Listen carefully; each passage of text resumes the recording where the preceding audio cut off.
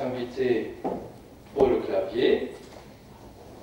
Il est normalien, agrégé et docteur en philosophie. Et Paul Clavier est enseignant à Normal Sup et à Sciences Po à Paris.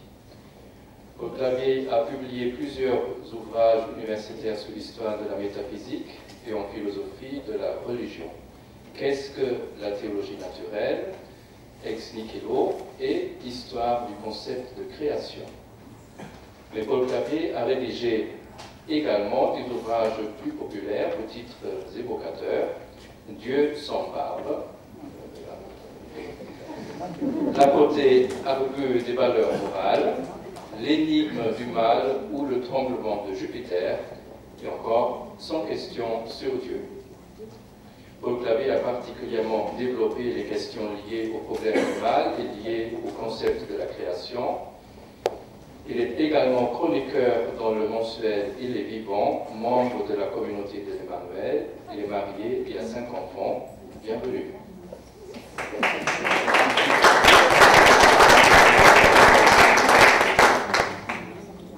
Nous avons invité le père Marc Rastoin. Il est jésuite. Et donc, vous voyez que nous sommes très économiques dans cette maison. Oui, voilà, c'est la semaine d'unité en plus, voilà. Jésuite exégète au Centre Sèvres et à l'Institut biblique de Rome, le père Rastoin est un double passionné, passionné d'histoire et passionné par le judaïsme et la lecture juive des Écritures.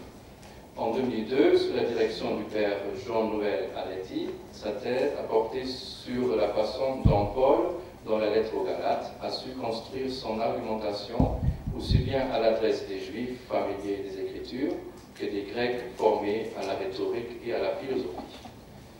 Suite à cette thèse, le père Rastoin choisit d'enseigner au Centre Sèvres pour que tous puissent découvrir les richesses des Écritures. Depuis 2006, le père Rastoin enseigne également à l'Institut biblique de Rome l'introduction à Saint Paul. Il s'intéresse aux recherches exégétiques sur Saint Paul ainsi qu'à tout ce qui touche à la recherche sur le Jésus de l'histoire et à la façon dont il a compris sa mission messianique. Le père Rastoin s'intéresse également à la théologie de l'évangéliste Saint Luc et le dialogue judéo-chrétien. Enfin, le père Rastoin participe également à l'équipe pastorale de l'église Saint-Ignace à Paris, où il s'intéresse à ce qui touche à la vie des couples et à la catéchèse des enfants. J'espère que je n'ai rien oublié. Bienvenue. J'ai ajouté que comme son nom l'indique, il est marseillais d'origine. Il faut mettre le micro aussi.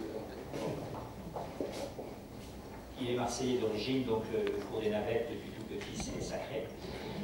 Et puis aussi que nous avions par coïncidence un dominicain dans notre communauté lundi soir à Paris, donc il y a une espèce de réciprocité qui n'était pas prévue, qui est tout à fait sympathique.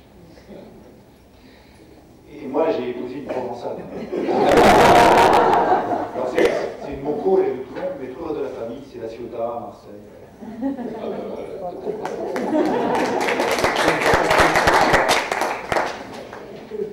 Last but not least, nous avons Jean-Claude Ricci au milieu. C'est un ami de notre communauté. Il est licencié et lettres, docteur en droit, agrégé en droit public. Jean-Claude Ricci a mené une brillante carrière à l'université de droit d'Aix-Marseille et à l'Institut d'études politiques d'Aix-en-Provence, tout en mettant ses compétences juridiques et professorales au service de l'intelligence de la foi et de la bonne nouvelle que l'Église souhaite annoncer au monde. Nous lui sommes très reconnaissants d'avoir quitté l'Institut Portalis qu'il a fondé et où avait lieu ce soir une cérémonie de remise de diplôme pour venir animer cette conférence. Et en plus, il est venu tout à fait comme il m'a dit tout à l'heure, en speed, parce qu'il est encore à Aix, donc il est venu, il n'a même pas mangé. Bienvenue. Sans plus attendre, nous laissons la parole à nos invités.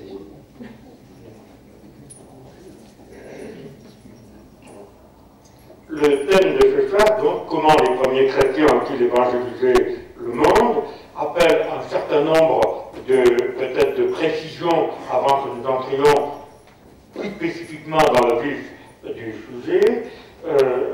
Donc, la première question que je voudrais poser à mes deux intervenants, premier chrétien, ça couvre quelle époque, quelle période, quel instant? Il y a deux manières rapides de répondre. Soit on considère, ce serait plutôt ce que je pensais, le 1er siècle, les 3 premières générations, on va dire, l'époque qui couvre le Nouveau Testament. Et la deuxième définition pourrait être d'aller jusqu'à Constantin. Et on pourra parler du débat entre Marie-Françoise Basselès et Paul Venn sur le rôle qu'a joué Constantin dans l'évolution du christianisme. Donc ça serait les siècles de persécution, disons pour aller vite, jusqu'à 313.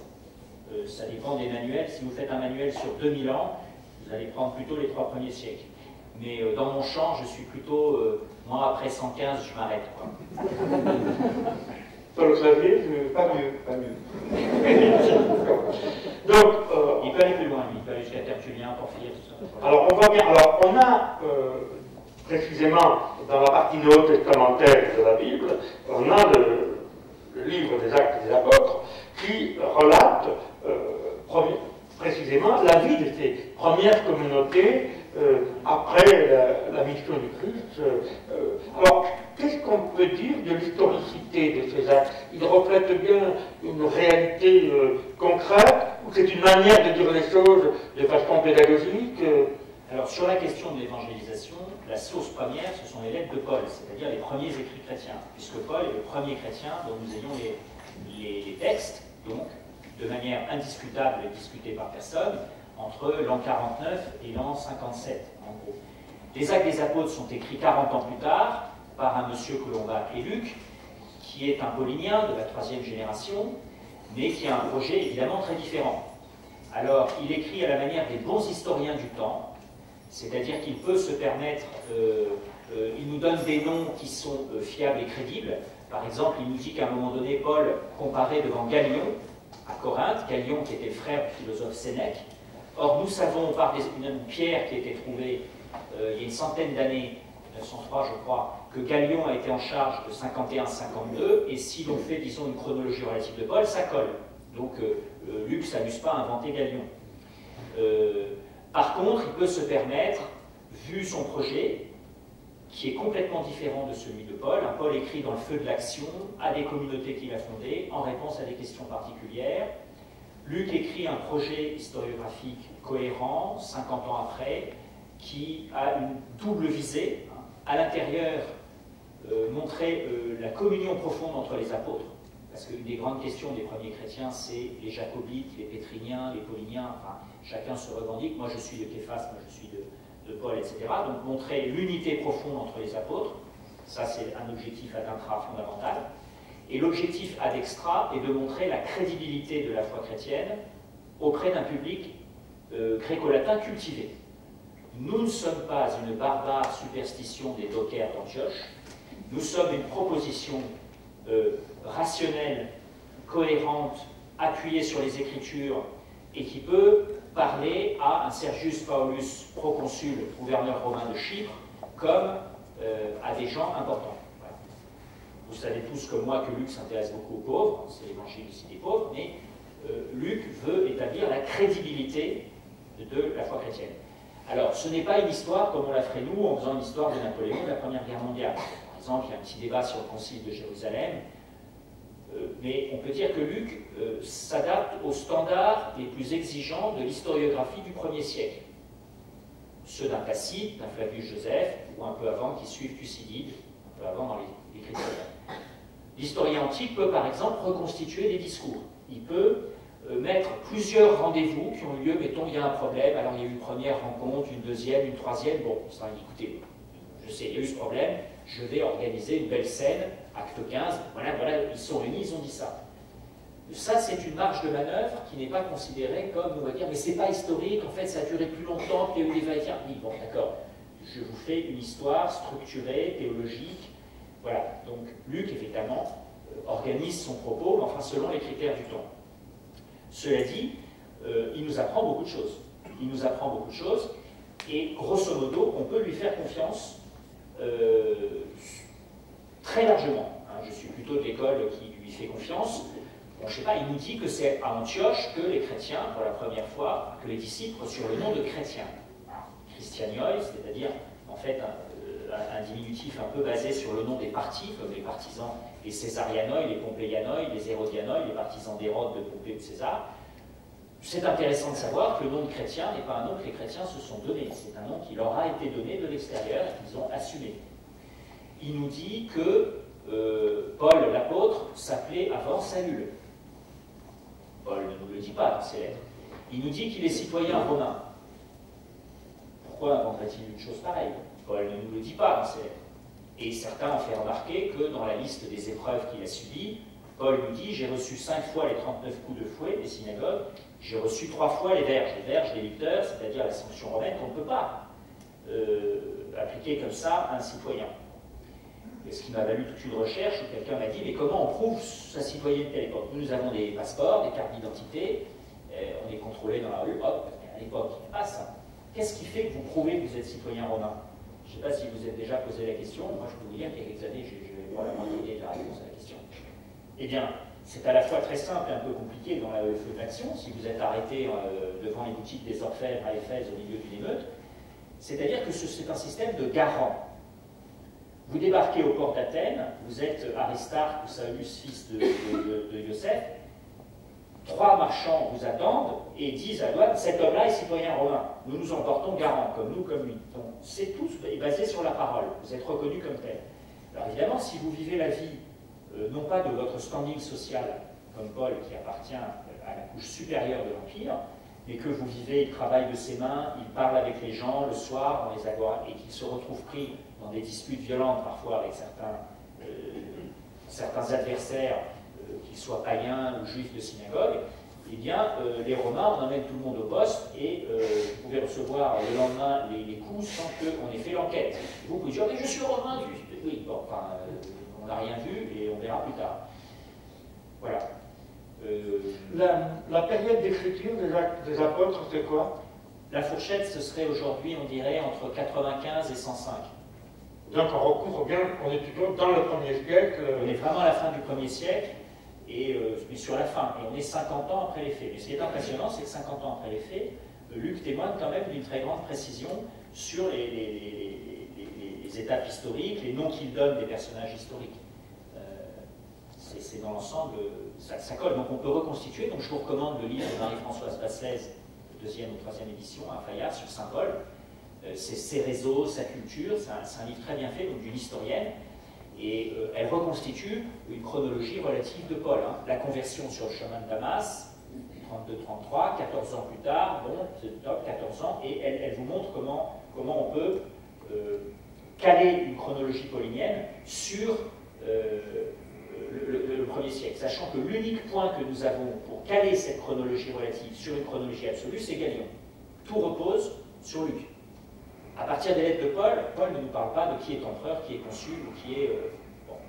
Il nous mentionne Éraste, trésorier de la ville de Corinthe, à la fin de Romains 16, et c'est un chapitre très important de Romains que nous lisons peu, la liste des salutations.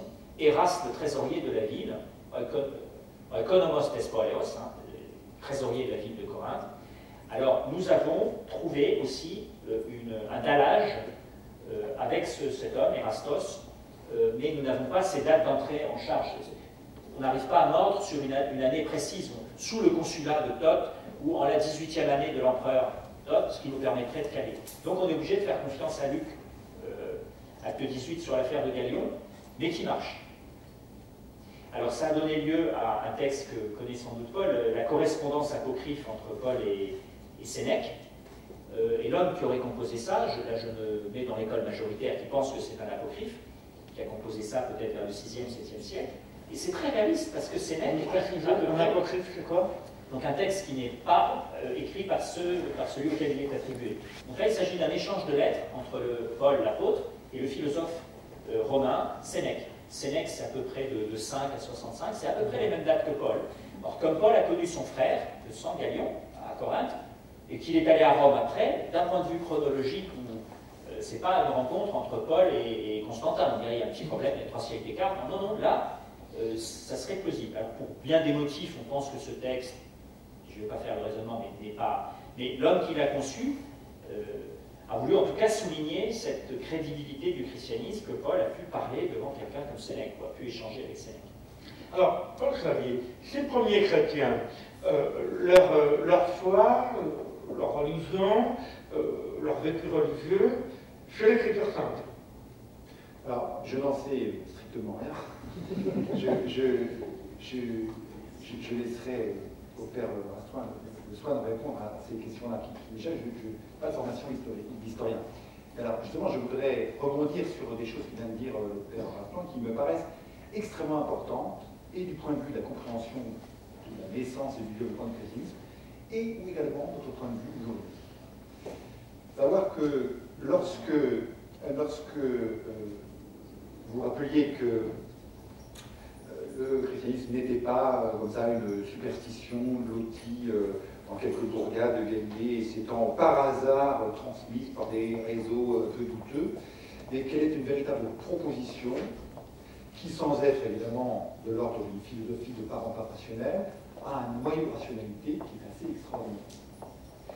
Je voudrais juste évoquer un souvenir, c'est pas un souvenir du 1er siècle, hein, c'est un souvenir du début du 21e. En l'an 2000, il y avait en Sorbonne un colloque qui s'intitulait 2000 ans après quoi? En Sorbonne, ce n'était pas spécifiquement catholique ni chrétien. Hein. Mais le cardinal Ratzinger avait été invité, et dans l'allocution qu'il avait prononcée, il avait affirmé, je cite, « Avec le christianisme, la religion est devenue raison ». Je ne sais pas si vous vous rendez compte de ce que je veux dire. Dans l'appréciation de celui qui est tout à l'heure le cardinal Ratzinger, le christianisme, loin d'être une religion encore plus folle que les superstitions ou les religions à mystère, pouvait se prévaloir d'être, comment dire, le résultat d'une maturation de la quête humaine du principe de toute chose, et en même temps son accomplissement par l'incarnation, le sacrifice du Christ sur la croix, qui nous sauve et qui nous répare. Et je voudrais juste ajouter ici 2 petites remarques, parce que nous pouvons être piégés par le caractère apparemment totalement irrationnel et par certains aspects de l'évangile, de la prédication, qui nous semblent confirmer ce caractère totalement irrationnel. Alors vous connaissez tous la grande prière de jubilation de Christ au chapitre 11 de Matthieu. Père, Seigneur du ciel et de la terre, je proclame ta louange. Ce que tu as caché aux sages et aux savants, tu l'as révélé aux tout petits. Alors on dit, eh bien oui, voyez-vous, l'évangile, il faut retomber en enfance, il ne faut pas raisonner, circuler, il n'y a rien à voir, il faut pouvoir fermer les yeux. De quoi parle le Christ? De quoi parle le Christ à ce moment-là? Est-ce que vous êtes sûr qu'il parle vraiment de l'existence de Dieu ou de l'existence d'une providence? Non. Ça, ce sont des préambules de la foi, hein, et que le christianisme porte, dont il hérite et qu'il porte à un point élevé d'incandescence. Et d'où son voisinage avec le stoïcisme. Les prières des stoïciens, les hymnes de Cléante à Zeus, etc., sont des prières, mais vous les prendriez pour des hymnes chrétiens. Parce qu'il n'y a pas tellement la Trinité, quoique à certains moments, il y a un pneuma, un esprit qui souffle comme ça, qui fait le lien entre les hommes et Dieu. Bon. Hein. Donc le christianisme n'arrive pas comme ça par hasard, comme les cheveux sur la soupe, hein, romaine, sur la salade romaine. C'est bon. Et alors du coup, il faut être très prudent, parce qu'on peut se fabriquer un Christ qui dit fermez les yeux, soyez bêtes, annonnez, abêtissez-vous, comme dit en Saint Pascal. Hein. Non, le Christ est celui qui dit regardez l'Église des champs, il ne tisse ni ne file. Et pourtant, Salomon dans sa gloire ne fut pas vêtu comme un nœud. Réfléchissez, vous avez des yeux pour voir, des oreilles pour entendre, alors servez-vous-en, demandez-vous si le monde existe par lui-même, ou si vous n'avez pas d'excellentes raisons d'affirmer que le monde doit vraiment son existence à un créateur. Et si ce monde est parfois défiguré par la malice des hommes, ou de puissance plus terrible encore, eh bien, alors vous êtes invité à reconnaître le Sauveur, celui qui, là encore, ouvrait les yeux, les oreilles. Mais qui est cet homme pour que même le vent et la mer lui obéissent? Sans arrêt, si vous lisez l'Évangile, en enlevant nos préjugés naturels, comme quoi la foi, il ne faut pas réfléchir, je crois, la foi des charbonniers. D'ailleurs, les charbonniers sont souvent des gens de bon sens. Hein, pas des gens qui prennent... Donc, si nous abandonnons ce préjugé selon lequel la foi et la découverte de l'Évangile, c'est forcément quelque chose d'irrationnel, il ne faut pas réfléchir, c'est purement intuitif, alors nous découvrons que dans la prédication du Christ, il y a un appel constant au bon sens, au jugement, à la raison, mais évidemment, c'est une prédication qui ne s'arrête pas là. Il y a des mystères du royaume. Et effectivement, lorsque Jésus demande à Pierre, ainsi qu'à ses disciples, et vous, que dites-vous, pour vous, qui suis-je? Alors là, la réponse n'est pas dans les traités stoïciens, ni dans la sagesse populaire, car l'incarnation, Dieu fait homme. Et lorsque Jésus dit, ben, tu es le Messie, le Fils du Dieu vivant, hein, dans un grand silence d'interrogation écrite, parce que là, les disciples n'osent plus faire état des rumeurs qu'ils ont entendues, Jésus ne lui dit pas, oui, très bien, tu as bien compris. Il lui dit, heureux es-tu, Simon, fils de Jonas. Ce n'est ni la chair ni le sang qui t'a révélé ça, mais mon Père des cieux. Là, il y a une révélation. Mais le christianisme n'est pas une révélation qui vient de nulle part pour aller nulle part, c'est une révélation qui survient sur le terreau de la nature humaine qui doit reconnaître son créateur. Et une parole d'Isaïe qui dit ton créateur est ton époux. Je pense que beaucoup de juifs de l'époque, dans la prédication d'Isaïe, hein, qui est souvent relayée par saint Paul d'ailleurs, hein, se disaient alors ce créateur il m'aime vraiment, il va m'épouser. Il va vraiment m'épouser. Il va subir les affronts que le peuple romain m'inflige et me libérer. Alors, pas de la manière peut-être que certaines attentes messianiques le voulaient, mais donc, je vais vous donner la parole, hein, évidemment, tout de suite à faire un mais moi, ce qui me frappe, voilà, c'est que nous avons tous à gagner à ne pas nous enfermer dans l'image d'Épinal, tant pis s'il y a des mots bien ici, l'image selon laquelle, alors oui, la foi, bah, c'est l'intersection avec la raison et le raison humain est nul. Non. Et alors, je reviendrai tout à l'heure, mais c'est l'une des choses que l'Église catholique affirme avec le Christ. Vous citez juste le paragraphe 36 du catéchisme de l'Église catholique. Sans la capacité de reconnaître Dieu avec sa raison, l'homme ne pourrait pas accueillir la révélation. Sans la capacité de reconnaître un créateur personnel provident par la raison naturelle, l'homme ne pourrait accueillir la révélation. Donc, Jésus ne dit pas à ses disciples, fermez les yeux, croisez les doigts et croyez que je suis le Fils de l'homme. Non. Venez et voyez. Hein? Tu ne comprends pas encore, Philippe, pourtant. Hein? Et donc nous sommes invités, et pour le dialogue contemporain, c'est extrêmement important, à ne pas dire, vous savez, moi je crois, j'ai la foi. Non. À reconnaître les éléments naturels, les éléments objectifs, et ensuite, évidemment, tout ne se réduit pas à nos calculs ou nos raisonnements humains, il y a bien plus. Et Paul nous dit justement, gloire à celui qui a le pouvoir de réaliser bien plus que nous pouvons imaginer. Et bien plus ne signifie pas que Dieu détruit cette capacité naturelle et rationnelle de reconnaître qu'on ne s'est pas fait tout seul et qu'on doit l'existence à quelqu'un. Et donc, ça serait bien de chercher qui est le dispensateur de tout. Mais excusez-moi, je suis trop long. C'est normal, je suis fini. Alors, une question que j'aimerais juste rebondir là-dessus, parce que en tant qu'exégète, je me reconnais tout à fait, mais pour montrer à quel point ça a une pertinence d'un point de vue exégétique. Le début de Romains 12, qui est, vous savez que l'un des grands mystères de Paul, c'est pourquoi il a écrit la lettre aux Romains, puisque c'est une communauté qu'il n'a pas fondée, une ville où il n'a pas été. Bon. Il écrit la lettre la plus longue, la plus argumentée, qui résume sa pensée. La partie d'exhortation finale, qui commence au chapitre 12, commence par « il s'agit d'offrir un culte », et là, nos Bibles françaises, on a un problème, traduisent un culte spirituel. Spirituel, ça fait religieuse, c'est logikos, hein, selon le logos, selon la raison. Certaines traductions françaises osent dire un culte rationnel. Alors évidemment, on dit qu'il se dit un culte rationnel. Et ça va tout à fait dans le sens de dit Paul, c'est-à-dire que le christianisme propose